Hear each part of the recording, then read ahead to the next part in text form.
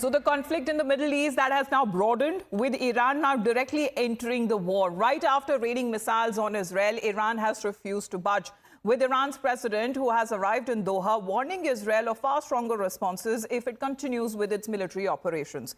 He's also sent out a message to the United States and to the European countries, asking them to keep Israel in check and make it stop its military operations. In a threatening tone, the Iranian president went on to add that the Iron Dome defense system that Israel relies upon for its safety is far more fragile than glass. باید این جانی رو سر جاش بنشونم که دست از این کاراش برداره، چون اگه بخواد ادامه بده به این سادگی نی. دفعه دیگه اگه بخواد کاری بکنه که امنیت ما رو به هم بزنه، ما هم امنیت اونا رو قادریم به هم بزنیم و قطعا اگر اونا بخوان کاری خلاف اون مسائل رو انجام بدن، پاسخهای بسیار محکمتر از اینی رو خواهند گرفت که دیشب نشون داده شد. اون گنبد آهنینی که اونا درست کردن گنبد آهنی نیست، از شیشه هم شکننده تره.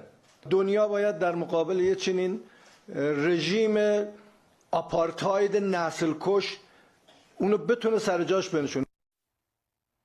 Israel, meanwhile, has declared that it will retaliate to Iran's missile attack, but hasn't told the world when and where. As Prime Minister Benjamin Netanyahu held consultations with the heads of the security establishments in Tel Aviv, where he also wished the people of Israel on the occasion of Jewish New Year, affirming that this will be a year of total victory for Israel. אני מבקש לשלוח תנחומים מעומק ליבי למשפחות גיבורינו שנפלו היום בלבנון. השם ייקום דמם, יהי זכרם ברוך. אנחנו בעיצומה של מלחמה קשה נגד ציר הרשע של איראן שמבקש להשמיד אותנו. זה לא יקרה, כי נעמוד יחד ובעזרת השם ננצח יחד.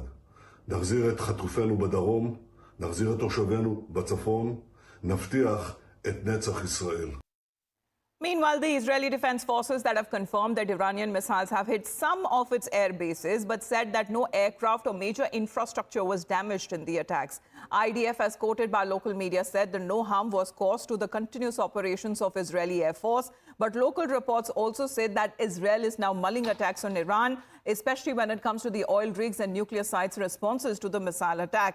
As the report suggests that the cabinet, which is now resolved to respond militarily, but has also not decided how will it do it. Israeli officials are also weighing in targeted assassinations and attacks in the air defenses. They say that their response will be coordinated with the United States. But also remember, Israel is not only the nation which Iran is on war with, as in fact, when it comes to the fighting that has been taking place at least on 4 fronts. Apart from Iran, it is also the fight against Hezbollah in Lebanon, the Houthis in Yemen, Hamas in Gaza. Now, Israel continues on-ground operations and the raids as well, informing that it lost at least 8 of its soldiers in the conflict against Hezbollah in southern Lebanon, where IDF was also said that it carried out an airstrike against a group of Hamas operatives operating out of a former school in central Gaza.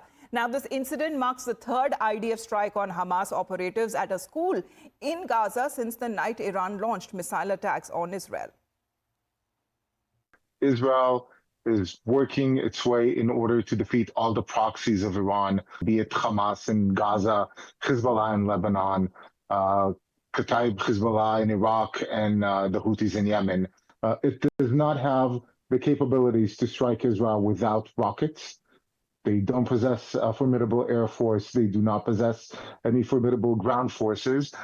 The way that Iran is acting is by creating and then subsidizing heavily proxies that act as its army abroad while they are taking over other countries.